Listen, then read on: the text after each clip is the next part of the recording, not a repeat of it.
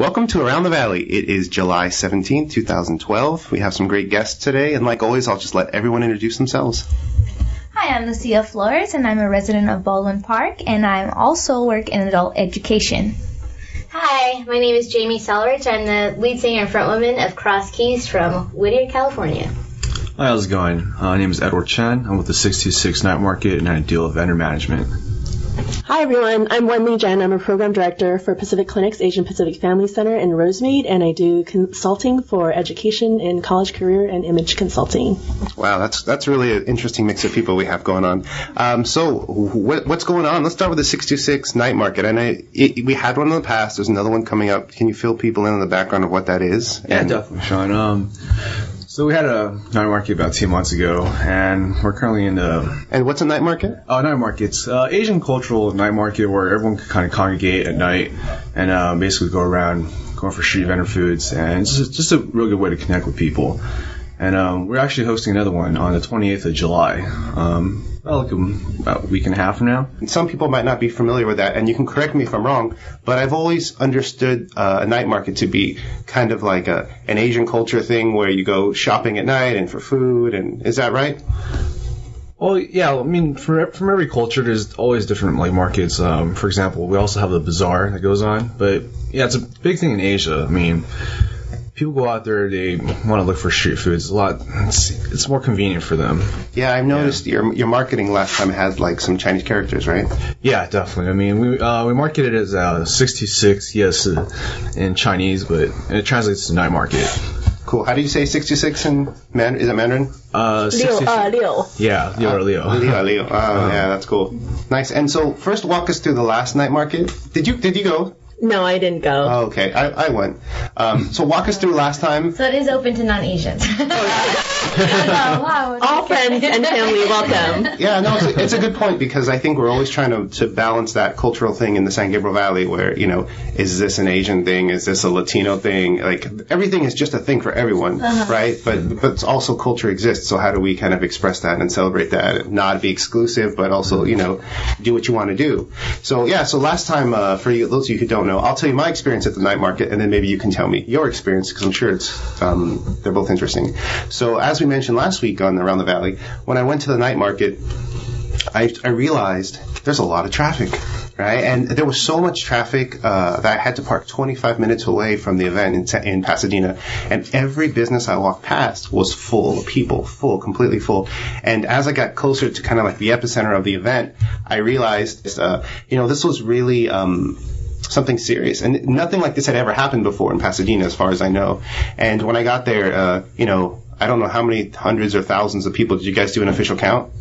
Pasadena recorded for us. I think it was about 22 to 25,000. But wow. Yeah, but that's also not including the people that kind of turned around. Yeah, that's a good point. And kind of dispersed everywhere. So 25,000 people, and I believe it. The Pasadena sent a helicopter. They had to close 2 streets, and it was serious business. But that's how 626 does it. What do you mean? That's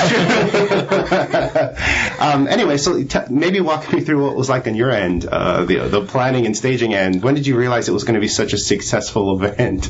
Well, actually, I started off as a vendor myself. Pretty much what I noticed was I was trying to go there set up. When I made the turn around Green Street and Oakland, I noticed there was like a rush of people coming through. I'm like, what time was this? This is about 4:30, before the event even started. And by the time I got there, I'm like, wow, I couldn't even see nothing. Like, it was just absolutely crowded and flooded. So I think the peak hour was about like 7 o'clock. I was just walking around the night market, trying to get feedback from people. And I kind of wanted to get some food myself. I seriously just crowd surfed for a little bit, and I didn't even make it inside. Yeah. That was kind of my experience too. Yeah, I actually ended up eating at McDonald's by PCC because it was the only place with parking. And, it was like 20, 30 minutes away, but it was the only place with parking I could get in. And funny enough, there were a lot of families eating McDonald's in there with me. I think they had the same experience I did. But it's, it's a good problem. It's a problem, but it's a good problem that something is that popular, and, there's such a demand for that. And something I mentioned last week as well is I talked to some Pasadena officials that night, and I said, hey, what do you think of this, blah, blah, blah, maybe I could write about it for the paper. And one of the things that this woman mentioned to me is that Pasadena made a conscious effort to try to address, every culture of its community, and they by evaluating what they had already, they realized they hadn't given any attention to the Asian culture in Pasadena. And so that was one of the reasons, at least according to them, that they wanted to do this night market and I thought that was great. And like we talked about off air, they really are filling a need, and you guys are filling a need. And that's why it's so successful, because a lot of cities are ignoring Asian communities, I think, in terms of, like, if you look at the summer concerts, there's a lot of interesting summer concerts this summer, but there are none that reflect anything towards the Asian community as far as I can tell, and that's basically El Monte, South El Monte, Baldwin Park, San Gabriel doesn't have any, Temple City, but there's a lot of Latin concerts, there's a lot of, the Beach Boys, however you want to label that, maybe like a 1950s kind of thing. But so when you guys do something like that, it shows what a need there is and how people are excited and how far people are willing to come. I know people came on Facebook saying they were coming from Santa Barbara. We talked about people coming from Irvine, San Diego. That was your experience as well, right? Yeah, definitely. Yeah, that's great. Well, we'll definitely I have a picture or two from that event, and we'll put it on Facebook, and we're going to be promoting it. The next one is happening July 28th. Yeah. All right, that's interesting. Well, we'll definitely come back to that in a second, but I want to just talk to some other people we have in the room. Let's talk about Cross Keys. I was just going to say, the night market needs a band. Wait, that's awesome. I mean, I'll learn a song in Mandarin. Actually, you have a performance stage, though, so you're more than welcome to utilize it. I'm just saying, I hear 25 plus, 1,000 people, and I'm like, well, I think they need some entertainment to go along with all the food and everything else. So I am the lead singer of a band called Crossed Keys from Whittier, which is kind of like the cesspool between Los Angeles and Orange County. People are always like, well, are you an LA band? Well, not really. Are you an Orange County band? Not really. We're just out of, Whittier. But Whittier has some really cool stuff, I feel like there's a real artsy kind of community, like independent spirit, Yeah, well, to be honest, I grew up in the 66 of La Puente. Nice. La Puente's having an art walk next month. You could play at that if you wanted to. Oh, cool. Yeah. Awesome. I'll let you know. Our guest last week was from the New Vein Foundation, which is a nonprofit in El Monte, and one of the things they're doing is an art walk in La Puente. So, cool. Yeah, Old Town La Puente, which I'd never been to before this past weekend. I went to like a meeting with all the heads of the art walk. It was a really interesting place. But back to Cross Keys, and so your background is La Puente. Yeah, me. Yeah, I used to do the fireworks show every year, the big one on the 3rd of July at the La Puente High School. So that's kind of where I kind of got my bearings with performing in front of live audiences and big crowds. So national anthem was my thing. But then as I got older, I just thought I was just going to go straight to school. But then I discovered, I really love music. Met a guy who played guitar, and it all started from there. So that's cool, and you have a great voice. Thank you. Amazing voice. Sing. Maybe during the break we could play one of your tracks. Oh yeah, for sure. But it's funny because I actually met her in a coffee shop in Starbucks, and I was down in Whittier for there's like a HOT, which is Hispanic Outreach Task Force. They do like this thing once a month with the Whittier Chief of Police, where they bring together all the nonprofits and they talk to the Chief of Police, and they have any issues, and people kind of share what's happening in the community. And when I was waiting for that to happen, I heard her in Starbucks talking about a band, and I said, hey, I'm trying to get this like local community radio show thing going. I would love for you to be a guest, and that was months and months ago. So we're finally together now. First, I was like, that's a weird way of hitting on me. No, I'm just kidding. Never heard back from him. I was like, oh, whatever. No, I'm just kidding. I'm teasing. You gotta accept my Facebook request. But yes, until she gave me a CD, and after hearing it, it was amazing. Really, yeah. Much. And I'm not very nice, so that's a compliment. Awesome. But yeah, maybe. And I'm glad to be sitting here. Yeah, good. So we'll definitely. Do you have any shows coming up that people can check out? We actually just took we're on a break right now writing our 3rd album. So, but we do start back up in August. So August 11th will be a benefit show, and that'll be at the Doll Hut in Anaheim. The Doll Hut? I've never heard of that. That sounds cool. Yeah, it's like Sublime played there. It's really tiny, but it used to be like the punk venue. Now It's more of like rock, metal, and all types of different genres. Is that kind of like the Glass House in Pomona, or? Yeah, but it's much smaller. Oh my God. Yeah, I've never been to the Glass House in Pomona. I just want it to sound cool. Oh yeah, it's small enough where if you bring like 10 people, you feel like the place is crowded. Wow, that's cool. Yeah. Great.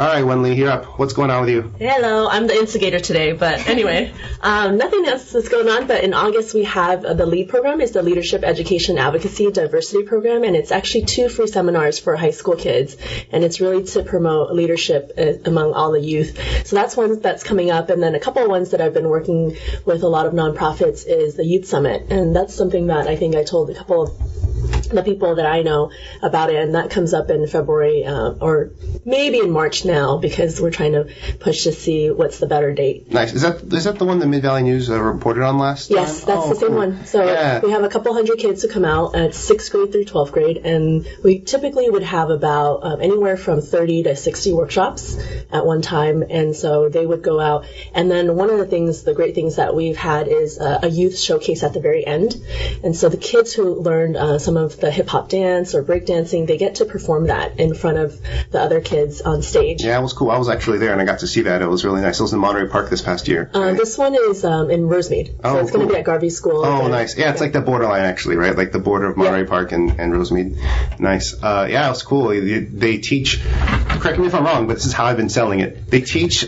kids a lot of skills like, writing resumes and things like that, things that you would be quote-unquote useful, and then things that are useful in different ways, like how to be a rock star, actually, was one of them, I think, or it was how to be a pop star. Yeah, we actually had singers, so we have different community leaders who come out, and we actually, in our first year, we had Far East Movement who came out right before they got famous, and so thankfully they were able to come out because their manager allowed them to come out, and then once that started, and everybody was there, and we also had a lot of Kamiko, she's a B-girl, and so she comes out and she does all of the B-boy, B-girl dances, and so you're welcome to come if you want to come, and you guys can always come out and just check it out, because we're always looking for people to really get the youth involved, and we really want to teach them different things. So you're right, we actually have a workshop about how to write a resume, but we also have other ones like how to get into colleges, job hunting, when you're interviewing, what should you know what to do, like how you should, shake the person's hand, things like that. Obviously not like a little, like wimpy handshake. I'm showing the guys all these wimpy handshakes. You can't see it, obviously. That's cool. Kiwanis Club distributed the Cool Stuff books at the one this last February. We also had a booth there that was run by the Circle K Club from East Los Angeles Junior College, and the Key Clubbers from Rosemead High School were helping out. So this is a community event that everybody gets involved in. It's very, very appreciated, and I believe growing also. Yeah. So we're looking for anybody who's involved, who wants to be involved, to come out. And Art and his group, they come out, and they're always there to support the youth. So it's good. And we also have Kiwanis who come out from different areas. So even Division, I think 35 East or East 35. I'm not sure how you say that, but the Kiwanis and Doherty and all of those folks come out as well. Yeah, that's great. Art, why don't you fill people in on what the Kiwanis group is for those who don't know? Well, the Kiwanis Club has been an international organization. It was founded back in 1915. We have a very active club in Rosemead, and they're all around the world. But in the Rosemead area and in most areas, the Key Club itself sponsors youth groups at the college, at the high school, and at the intermediate school, and in some cases the elementary school level. And we basically work as, we're just saying over here, on leadership, on service, and doing things to help the community. Yeah, I think that's great. Hey, Lucia, what are you thinking over there? Yeah, I'm listening to all this info, and it's really cool, and it's good that you guys prepare the youth, for the job market, for all of these things, because it's a lot of the skills they're going to be using in the future. So it's a really good thing that you guys all do. Nice. Yeah, I think I learned the hard way about what to not do and do with resumes and interviews, and there's a lot of tricks if no one ever teaches you, you fail and fail and fail, and you don't know why. So yeah, I right now I do a lot of the consulting, so I do college and career consulting on my own, and it's been pretty nice to help people get certain jobs, and they'll come back and they'll thank you, for helping them with their resume or even their college essays. So my latest one of my clients was a medical school applicant, and so we kind of fixed up his essay just to do all the grammar and everything, because we don't expect medical students to really write. I don't know, I'm not sure, but that's what he told me, so I was helping him out. But that was good, just to help people reach their potential. I think that's one of the main things for me. I think that's great. Well, let's take a break right now, and we'll do a few on-station ads and maybe shows our different the things we have going on in Mid-Valley Radio. But how about you guys sign off and just let people know how to get a hold of you in case they need to. All right, you can find Cross Keys on Facebook. That's www.facebook.com/crosskeys. We also have a MySpace, which we very infrequently visit. But you can find us there on Facebook. And on the 626, you can always check out our website, www.626nightmarket.com. We also have a Facebook fan page as well. Please RSVP for our little invite that's going to go on. I'm going to follow again with Facebook. So you can go to www.facebook.com/Dr. Wenli Jen. Nice. Art, you want to give your... Rosemead.Kiwanis.org, and we have a community calendar there for all of the Rosemead events and some of the ones in the surrounding communities. Okay, I'm Lucia Flores, and if you want any information on Baldwin Park or the El Monte Rosemead Adult School, Baldwin Park is www.baldwinpark.com. For El Monte Rosemead Adult School, it's www.emras.edu. All right, guys, and like always, if you have questions, comments, you like us, dislike us, let us know. You can email me at sean@midvalleynews.com, and I'm looking forward to hearing from you guys. This is a KFVR Rosemead Community Activity Alert. Friday, July 13th, 2012, and Friday, July 20th, 2012, will feature free successive concerts in the park from 7 o'clock to 9 o'clock p.m. at Garvey and Rosemead Parks, respectively. They are intended to accommodate summer picnic outings for the entire family. Featured on the 13th at Garvey Park will be the 60s Motown group Stone Soul. Featured on the 20th at Rosemead Park will be the Latino group Tease. Both venues will also have a 50-50 raffle. For further details, including links to websites of the featured groups, see the community events calendar offered as a public service on the rosemeadkiwanis.org website. The City of Baldwin Park will be hosting a Pride of the Valley 5K run Saturday, August 4th. For more information, visit www.baldwinpark.com. When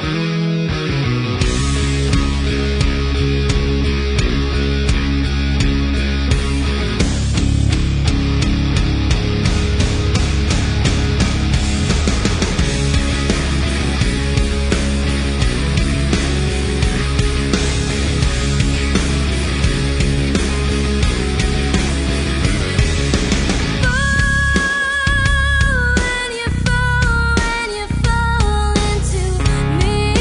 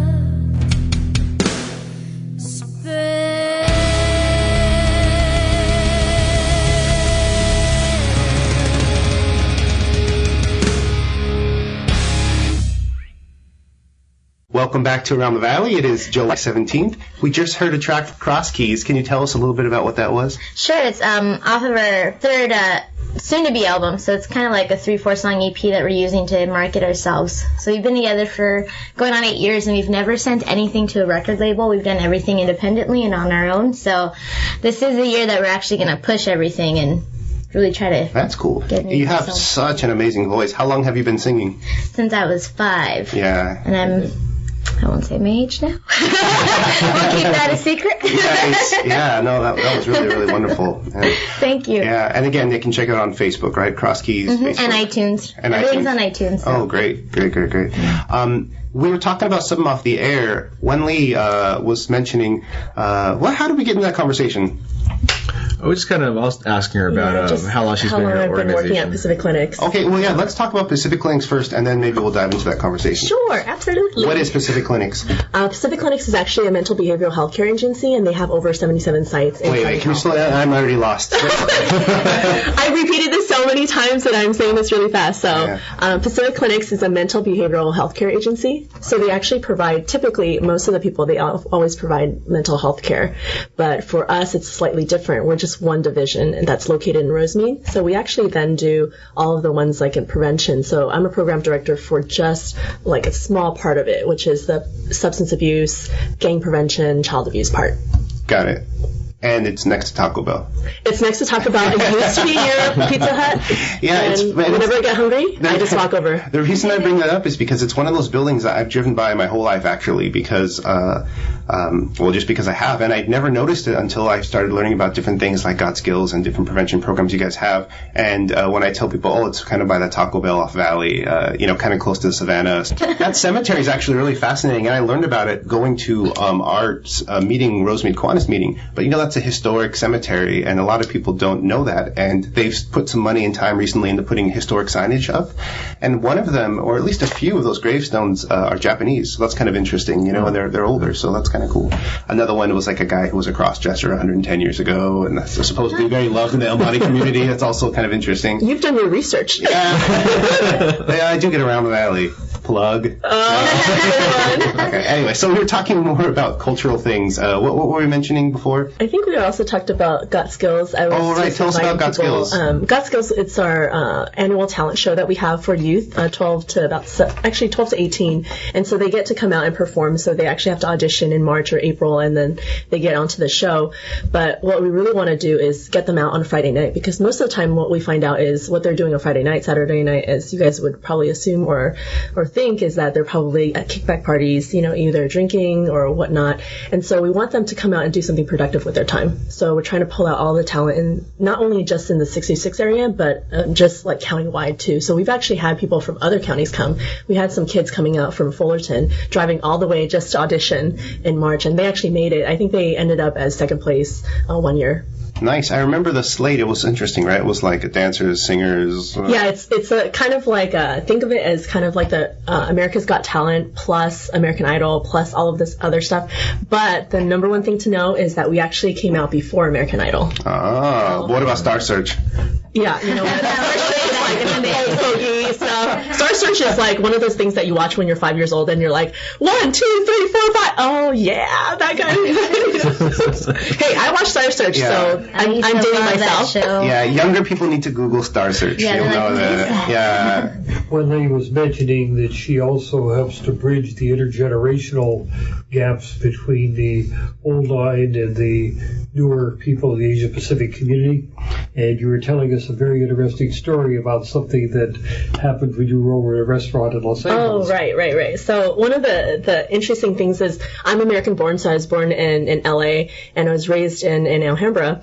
And so a lot of times when I walk out the door, people think that I don't speak certain languages. So if ever I'm with non-Asian people for some reason or another, I remember this one time I was at a Harvard Alumni Association event, and this guy was like, "Oh, well, you speak Chinese, you speak English very well." And I was thinking to myself, "Oh my gosh, do you not understand? Like, people do speak certain languages." Yeah, it's funny. Well enough, yeah. You mentioned that because we were talking about earlier is growing up in the San Gabriel Valley. You know, I grew up with kids from India, from Egypt, from all over the world. But I lived in New York for 2 years, and granted, New York City has a lot of diversity. But at the same time, you meet pockets of people who grew up in places without diversity, and it's interesting to see kind of all these things that you see in movies as like jokes. You know, if you're joking about an Asian community or Latin community, when you see it here, it's funny because you know it's ridiculous. But if someone's seeing it in a place where maybe they don't know anyone Asian American, they don't know anyone Latino, all of a sudden they're like, yeah, I guess they are like that because it's their only exposure, you know. Yeah. And especially it ties to it and it's different, but you know the history of the West Coast,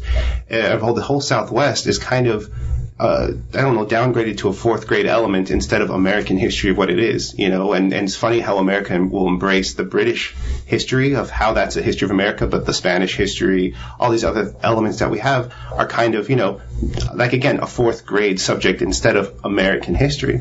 And one of the things that I love to do is volunteer at Pio Pico State Park, which actually just raised enough money to stay open because it was one of those state parks that was bound to close. But it's a great example of, you know, the Spanish history that we have. And I was mentioning again earlier that Rosemead is named after a gentleman whose last name was Rose, and he had a ranch, Sunny Slope, that was named after a field of poppies, which is kind of cool to think about our area, you know, a field of poppies. Sunny Slope, which is also a water company now. But there's a biography that his son or grandson wrote, and it mentions the very first time that Asian Americans were brought to the ranch to work, and it talks about how he's introduced to, you know, the Mexicans and Indians who were working on that ranch, and how, you know, they were really curious about each other and how they you know, taught each other different languages, and it's a really interesting little part of that book, and but it's just a reminder of how far back our roots go of being a diverse community. You know, even before we were part of the United States, this part of Mexico, northern Mexico, was so isolated that nobody wanted to come, you know, and it was just kind of impossible to get here, and it just creates for an interesting mix of people getting along, because when you're isolated in the middle of nowhere, you have to get along and work together or you die. And then, you know, later on you have railroads being developed. And actually, right now, the Huntington Library, for one more week, has an exhibit about the railroads developing in America and, you know, how that changed, obviously, the West Coast. But we all know that a major contribution of Chinese Americans are the railroads. But it's kind of sad to think about, once those railroads were built, more people could come to this area, and they kind of took away the rights from the people who actually helped them come, you know. And I was mentioning earlier that there's all these laws, you know, like that were created as more and more people came who weren't even from here, right? And now a lot of times people use that justification of, well, we've been here longer. And it's kind of like, well, actually, you know, beyond Native Americans who are here, like, we've all kind of come at the same time, you know, more or less. And then you could even make the argument that a lot of Asian Americans have been here longer than a lot of, you know, people from the East Coast.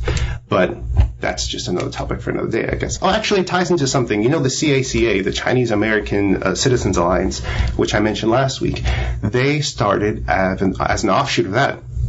Because, at that time, the Sons of the Golden West were a club where you could join if you had, heritage, California heritage, but they wouldn't let Asian people in, even though they had been there just as long. So they started their own club, the Sons of the Golden State, which became later on the CACA.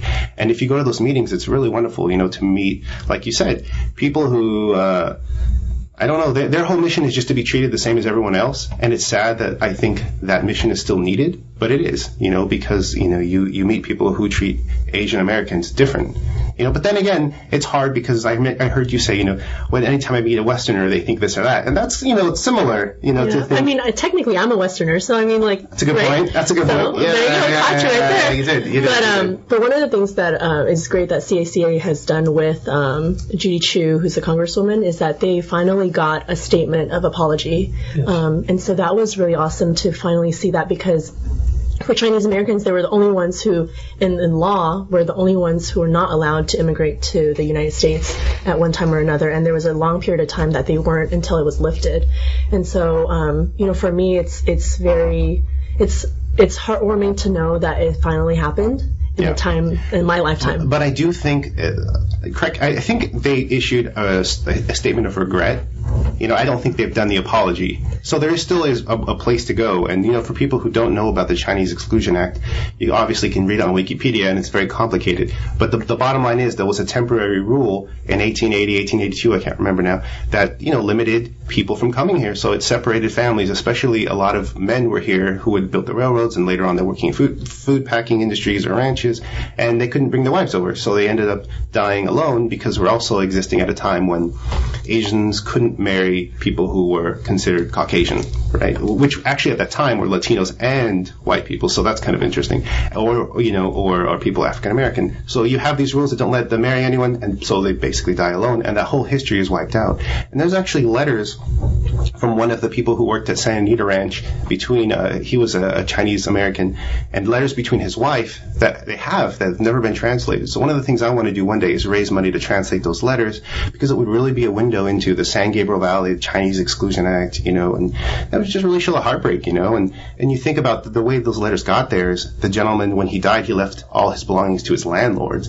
Because those are his friends, and so he left all his stuff to his landlord. They ended up giving it back to the Arboretum. But yeah, the history of race and culture in the San Gabriel Valley is very, very interesting, and I think it's you have to navigate delicately, because there's sensitive issues there.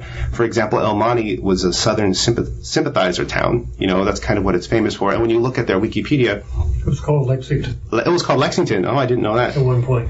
But when you look at their Wikipedia, El Monte is always, claiming to be the first European American town in all of Southern California. But that excludes Spanish people, because Spanish people are European, right? So then they've kind of changed it to, and I noticed this at the Huntington Railroad Track exhibit, because how to define these terms is difficult. But American Anglo, I think, is the new term for white people. But like I said, going back to actually what was considered white, it's very interesting in this area, because for a long time, Latinos were considered white. That's true, right, Art?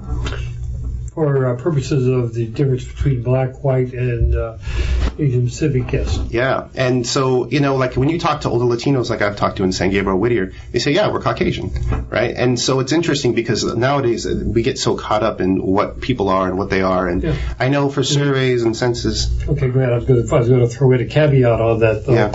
Even though they were both considered to be Caucasian, the progressives in 1922, following Woodrow Wilson and Hiram Johnson in California, they authorized the segregation of the Mexican and the white populations. And my mother, who was 10 years old in 1922, all of a sudden all of her little brown friends disappeared. They're not here.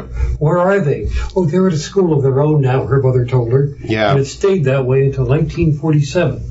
Now, it was done on a district-by-district, city-by-city basis. It did not, it's not statewide.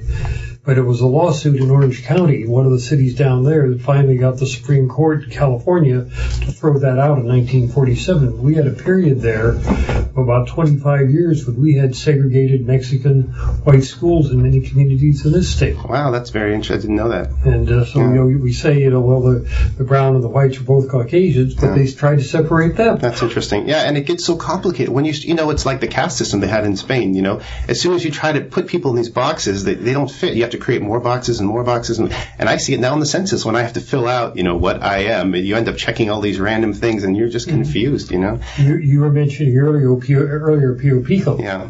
If it had not been for Pio Pico, there is a borderline chance that California might have supported the Confederacy instead of the Union That's in the interesting. Civil War. That's interesting. Because the Southerners who had come to Southern California, they weren't especially enamored of the Union. But of course, the Northerners up in San Francisco, they were. And the balance was the people in the Hispanic community led by Pio Pico that finally decided, we are going to support Lincoln and the Union because we do not want to support the South because we're going to wind up with Maximilian, who had Mexico down there, and come in and take it over there for the French. They're going to come back up here and take us over again. If we want to maintain our independence for Mexico, we have to go with the California Republic of the Union. It was Pio Pico that was that's a great story, Art. And it ties into something that I recently heard with Cinco de Mayo celebrations. Cinco de Mayo was huge in the United States and not so big in Mexico outside of Puebla.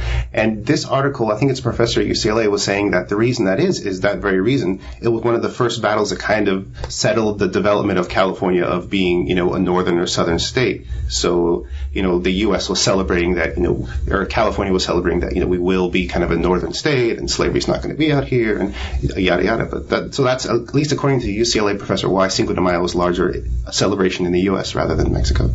Yeah. Another little element, if you just want to throw something in of interest, as you may know, the city of Los Angeles began as the Los Angeles Mission, which was a branch of the San Gabriel Mission. The founding group that went over there to do it was comprised of free blacks. There were 3 of them. There were Hispanics. There were whites. You had a mixed race, mixed cultural group that founded the city of Los Angeles from the very day that it was a mission. I think that's nice.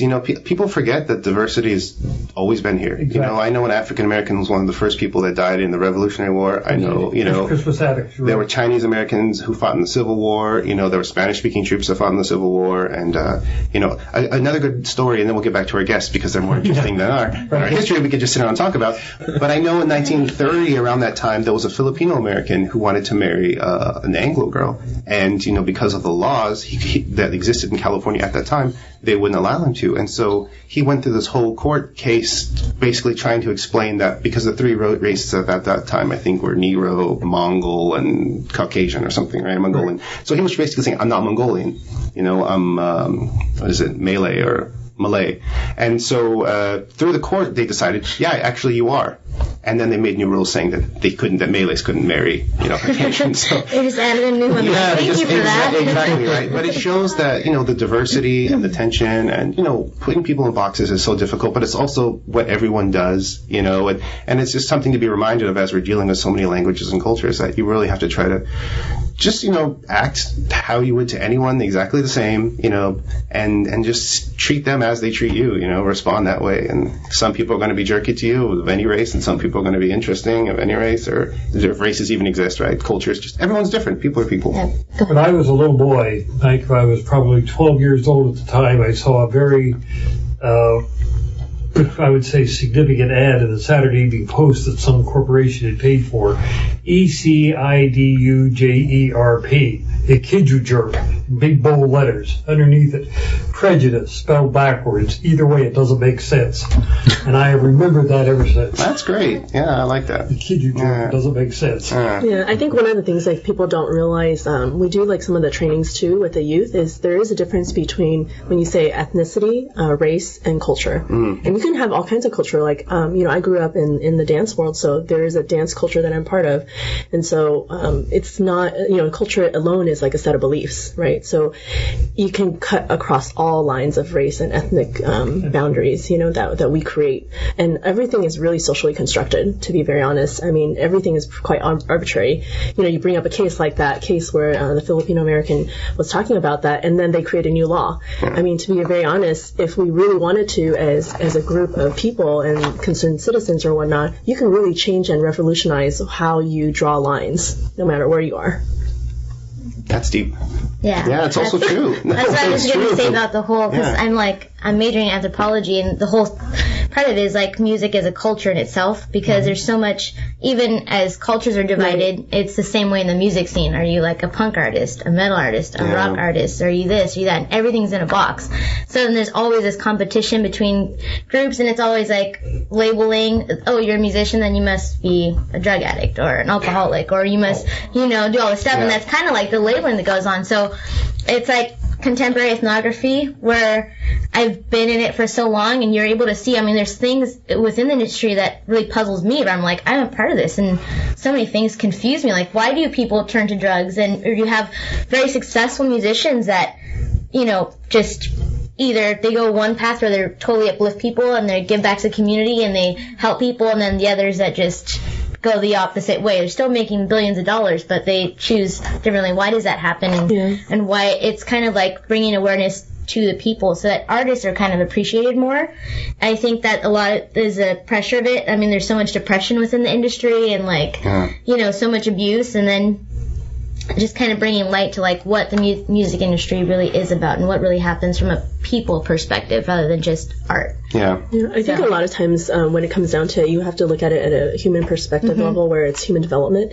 If that person, that particular individual who's an artist, was growing up in a family where those values and those morals were instilled in them, I guarantee you they'll have less likely the chance to actually veer towards like drugs, alcohol, and things like that, because they know that that's not necessarily the best benefit for them if they head that way. And sometimes it's really teaching people what are the long-term consequences. A lot of young people cognitively, an adolescent brain is not able to really see what are the long-term consequences. So they do things because at that particular time they want to take risk. And it's not to say that risks are bad necessarily, because some risks are good, right? Making sure that, you take the risk to apply for this job, or taking the risk to, try out for this team or whatever. But ultimately, when you look at all the things that are going on, people are who they are because of where they've been and what experiences they had.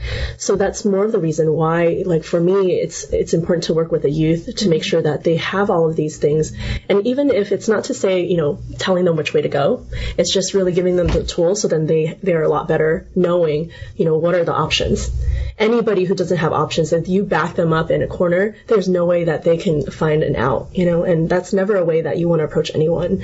And so when you give people options of, this could be a path that you can go, like you're successful, but you don't go into all of those negative things. And so it is a possibility. So now when young people see that and they say, well, you know what, she can do it, and she doesn't need to fall into the, that stereotype. And so now they have that example. Right. And that's kind of like the big push for all of us, because media plays such a huge role, because they kind of tell the youth that like, oh, well, choose this path because you're a musician, it's just fun and games, and you do this and that, and you live the life, and it's like, it's a lot of hard work if you want to take it seriously and be successful and actually give back to the world. So, one of the things I think is nice that's happening nowadays is, for a long time, like music is a good example, right? They put you in boxes because they want to sell that box. Here's the latest punk artist, here's the latest whatever. But with new technology like Amazon or Pandora, like they'll play a song, and if you like this song, maybe you'll like these 3 songs. And I don't know what formula they're using, but it's not necessarily categories. And they do it for books and different things. So you end up being exposed to things that are similar. And maybe it's because other people have liked them, not necessarily categories. And Pinterest, different things like that. And it ties people together in different ways, and exposes people to different things. And in a way that I think hasn't happened before, that gives us at least some kind of reason to hope that we can find connections with people that have similar interests, but aren't necessarily by putting people in boxes. Yeah, and that's what I propagate all the time when we play shows. There's so many bands, especially in LA. If you play in LA, I mean, most of the bands that you play with are very competitive. It's not like, hey, let's make connections, let's build a fan base. And I think that's why the music industry is been hit so hard because we've done it ourselves. We've caused so many divisions. We haven't really come together. And I mean, look at Woodstock. It's huge. Every artist from everywhere came together, and it was a huge event. But we kind of limit that, and we don't really do that with each other because we're like, well, I don't want to bring this guy along because what if he gets ahead? Instead of thinking like, you know what, it's music. The one thing that everyone has in common is music. Yeah. Whether it be classical, opera, rock, whatever it is, it's the one thing that kind of uniforms everybody. No, completely. Yeah. I love it when you go to a summer concert and you just see everyone, from everywhere sitting down on a blanket, enjoying it in their own way. It's nice, really nice. Yeah, I think that's why, I now see the theme. It's like the universal stuff, because even with food, the 66 market brings people out, and you were talking about, exposing people to different cultures. Yeah. I mean, that's a great way that how something like that exposes people to different cultures, and you're able to see, through food or through very universal things like food, music, dance, things like that people can get together. And life is kind of like that, like a Venn diagram where there's things that are of similarities, and then there's differences, and you just really have to kind of really concentrate on what kinds of similarities, but still be the individual and still have those differences. But that's why I'm gonna try to go to 66 now. The 66 night market. Yeah, that sounds great. Hey, let's just remind everyone what we're here doing and what we're promoting and how to get a hold of us. You guys want to start off? Sure. I'm Jay from the band Crossed Keys. That's CROSSEDKEYS. Find us on Facebook under the same name, and you can find us on iTunes. And I'm Edward Chen with the 66 Night Market, and you can find us on www.66nightmarket.com. I'm Wenli Jen with a lot of random things, one of which is Pacific Clinic's Asian Pacific Family Center, and you can actually find me on Facebook as well. It's facebook.com/Dr. Wenli Jen. I'm Art Landing of Rosemead Kiwanis Club, and I co-host the program with Sean and try to keep people up to date on the activities that you can also find on rosemeadkiwanis.org. You'll find there the listing of all the activities in Rosemead, and we also get into San Gabriel Valley history. Okay, I'm Lucia Flores, and I am a Baldwin Park resident. You can get more information on Baldwin Park on www.baldwinpark.com, and I also host Rock and Rolas here on Mid-Valley Radio.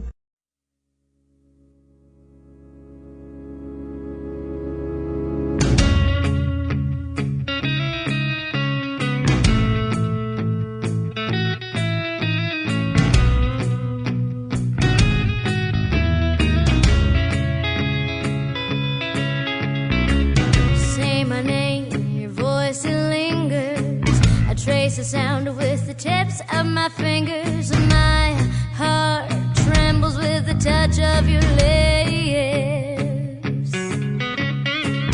Say my name, your voice has found me. Say it again, your vibe surrounds me. You take me on your trip, and I say,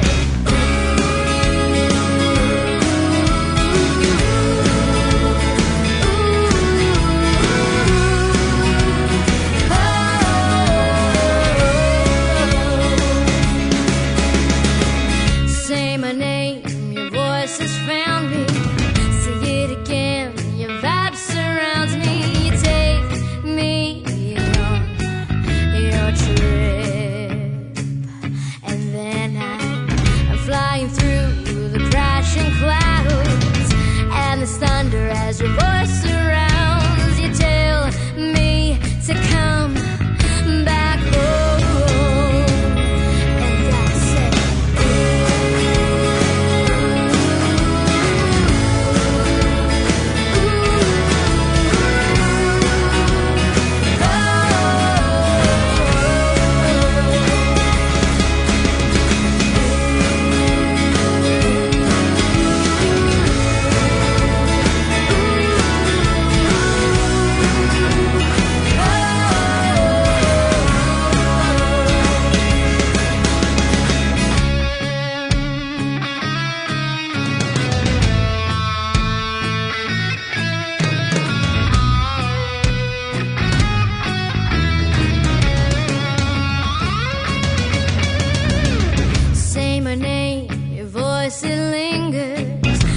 the sound with the tips of my fingers, and my heart trembles with the touch of your lips.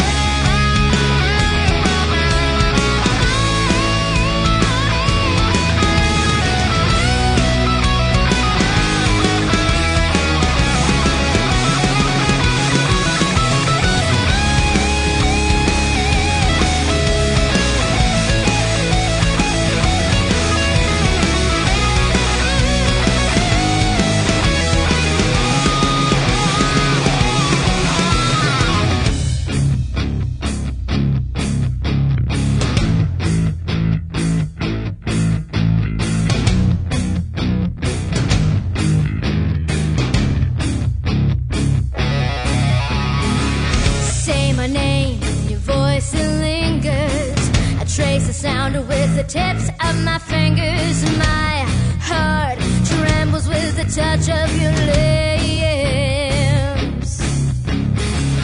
Flying through the crashing clouds, and this thunder as your voice surrounds. You tell me to come back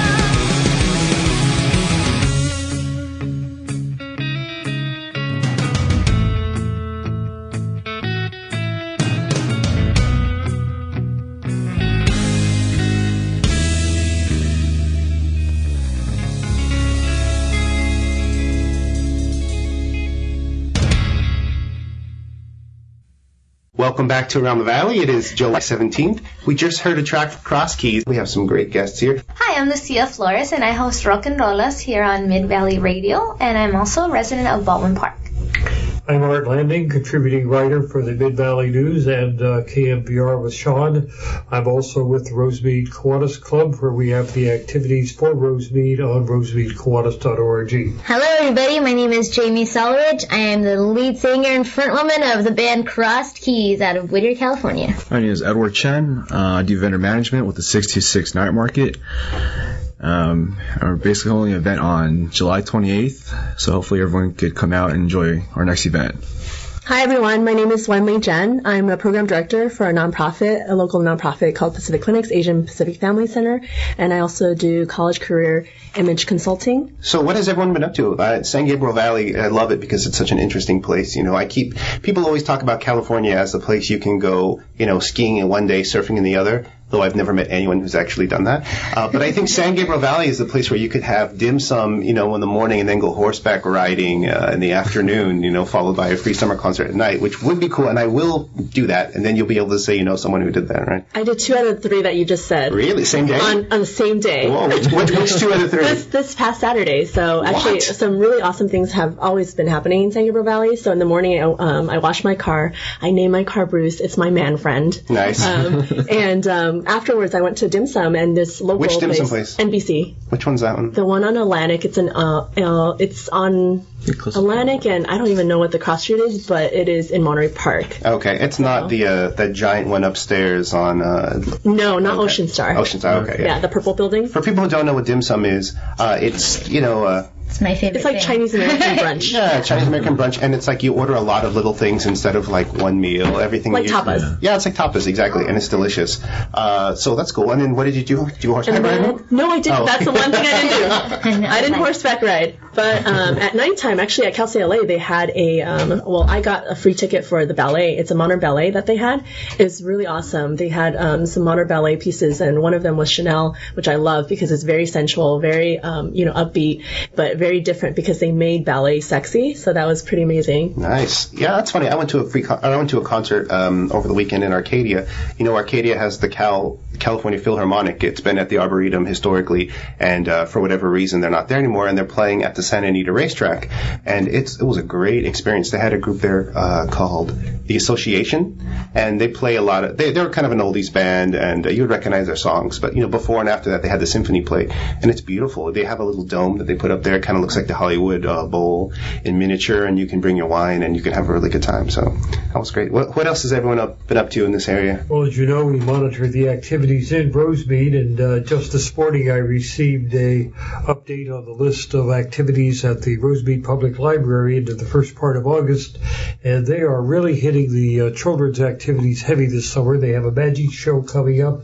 They have a juggling sample that's going to be playing for an hour. They have a puppet show coming up on August the 11th. This is in addition to the normal reading activities and games that that they have all the time. Yeah, the library is great. And all of this will be up on the rosemeadkiwanis.org website. Let me ask you a question. Speaking of Rosemead Kiwanis, did anyone go to the wheelchair wash? Oh, yeah, I did. Oh, Lucia went, because I know we learned about a wheelchair wash that was happening through a nonprofit called Familia Unida, and they're East LA, Rosemead kind of based, and we learned about them because Rosemead Kiwanis and Art, we actually had them as a guest, and Lucia, you actually went to the event?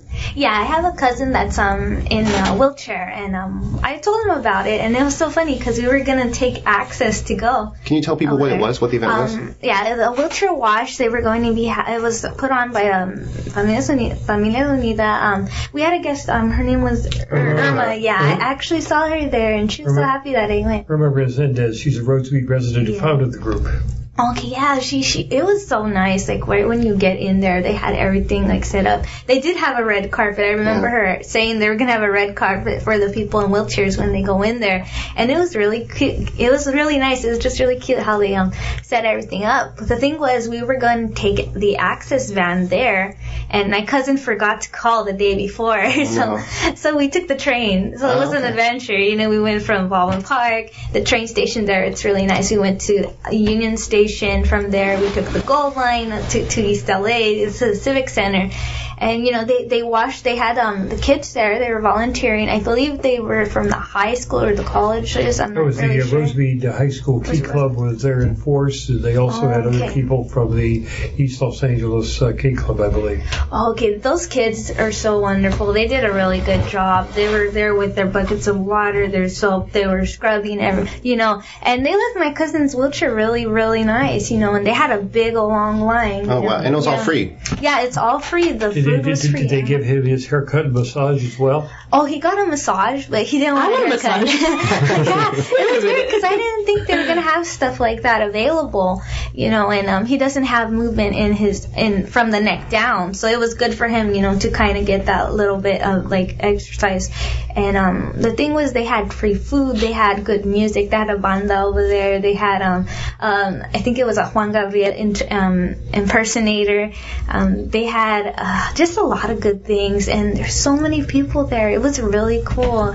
Well, I remember Irma was saying that, you know, there's a huge need right now, and, you know, as there are less resources, more people turn to her, and she doesn't have the money to feed that growing need. So if you're interested in helping out a nice organization, FamiliaUnida.org, I believe, right, was there, and we'll have a link on our show notes. It's MS Familia Unida. You have to put the MS in front of it. Because they originally were one of the first Latino organizations to work with people with MS. And now they're a large organization that deals with more things. But they have gone from just being a group of people meeting in Mrs. Rosenda's house to over 16,000 people across the country. Yeah, that's great. Cool. Tremendous growth. So what else? Anybody do anything else interesting in San Gabriel Valley recently? And just last weekend, there was like this bone marrow drive. Like they have this organization for this girl Janet. Oh, I heard about that. Student, yeah.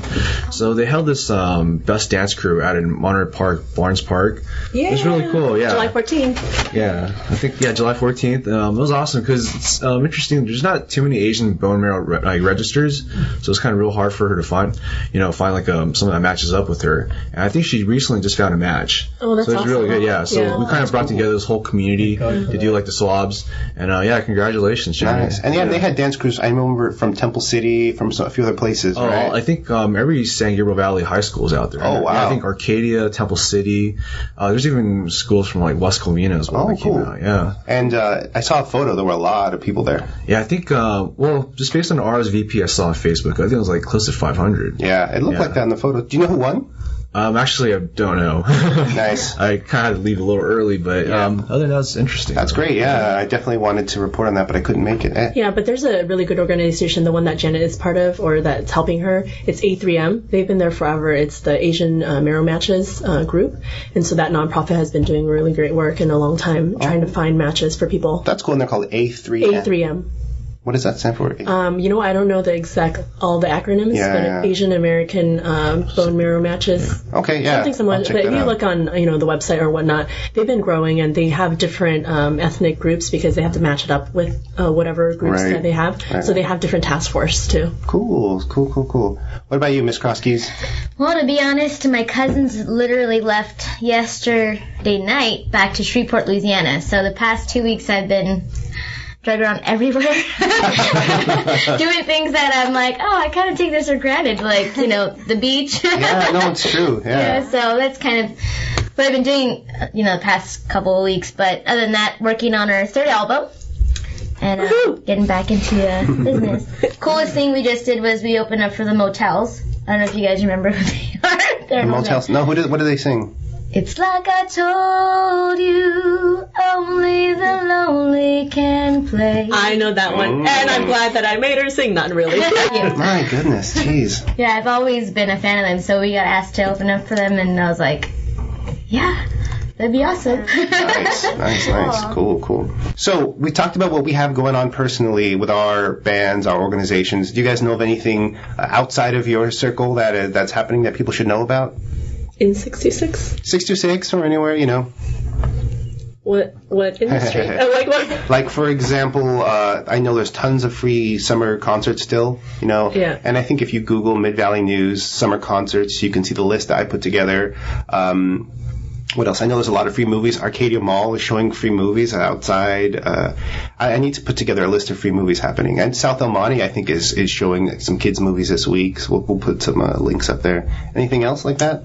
Art, you'd mentioned some library news. Well, library news, we're certainly, you can find on our rosemeadquartus.org website, as well as on the library's website if you zero in on Rosemead Public Library. But they have an avalanche of new children's activities coming up in August with puppet shows, magic shows, other various things of that type, art activities.